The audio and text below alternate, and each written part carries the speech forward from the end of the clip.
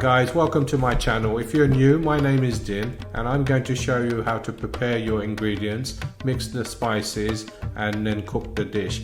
Very simple method I'm going to use, so please follow the instructions carefully. So let's cook.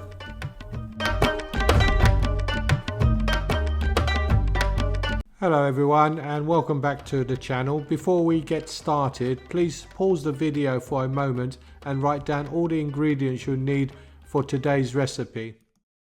Hi everyone, welcome back to my channel. I'm Chef Din and today's recipe is this beautiful vegetable bhajee, sweet potato to be exact. And it's very simple. I'm going to show you how. So in a good saucepan with a good lid you need as well. Put your oil, your onion seed I've put in first, and also cumin seeds. This is a very simple recipe I'm going to show you, and you can do it with any vegetable. So if you've got some vegetables in the fridge which you feel maybe going off, make this bhajee with it. It'll be absolutely delicious and they go really well. We're going to use 2 cloves of garlic, slice them thin just like this, and let them fry gently. We don't want the heat to be too high, so we're going to just fry it gently. We don't want to burn the garlic as well. Remember, when it's burnt it can taste a little bit bitter, so just let it gently fry and then put in your onions. What you're going to do now is just kind of saute the onions gently, so put it on medium heat so the onions can get softened a little.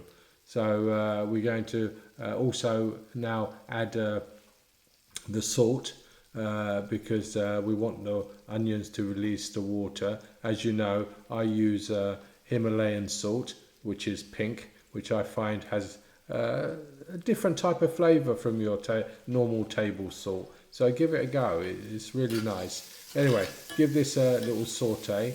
As you can see, the garlic hasn't browned off too much, just slightly, and that's how I want it. So in this I'm going to put my fresh green chilies. We don't really need any other chili apart from 4 or 5 thinly sliced, so just keep that stirring, and we're going to put a lid on this for a little while to let it soften.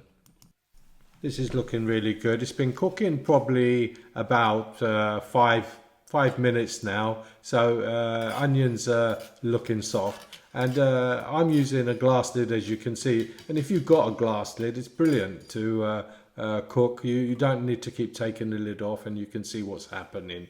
Now remember, if you haven't subscribed to my channel, because a lot of people watch my videos but not many are subscribing, so I'd appreciate if you could subscribe and also hit the notification button as well, and thumbs up, because it helps the algorithm and it helps this channel to grow. So it doesn't cost you anything and I would very much appreciate it. Right, as you can see, I've also put some tomatoes in. We're going to put the lid on, and before I leave it to cook, I'm going to also put the carrots in as well, because they're a little bit harder. Sweet potatoes don't need a long time to cook, so we're going to just put that in and let that cook for a few minutes before we add our spices.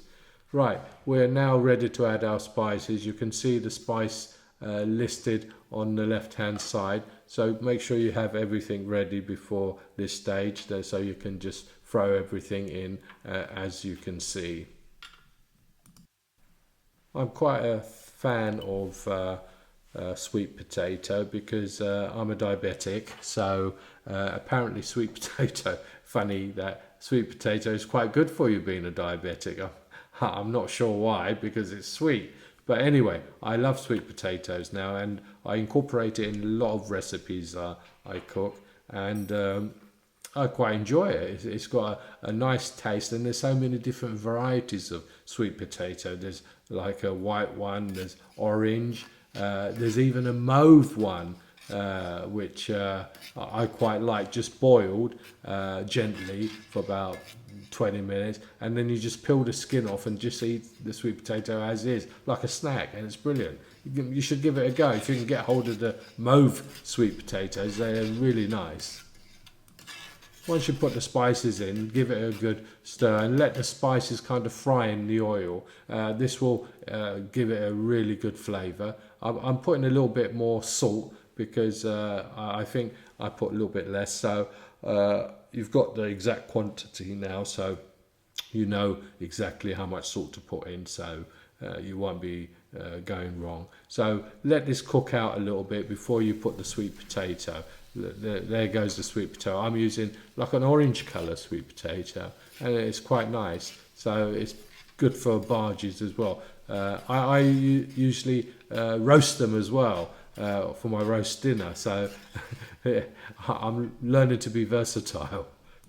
Right, this is looking good, as you can see. I've just added some fresh coriander, and fresh coriander in bhajies really go well. So you can cook any vegetable. I'm putting some cabbage in as well because I've got some left in the fridge, and instead of letting it go off, why not use it up? And it's really nice in a bhaji as well. You can use any vegetable. You can use aubergine, you can use cauliflower. Well, you know, cauliflower and potato. This is frozen coriander because I didn't have enough fresh. So what I do when I buy coriander, I chop it, wash it first, chop it up and freeze it. And if I need some and I've run out of fresh, I just grab a load from the freezer and put it in, which is a good way of not running out of coriander. So you should give that a go as well. So give this a really good stir,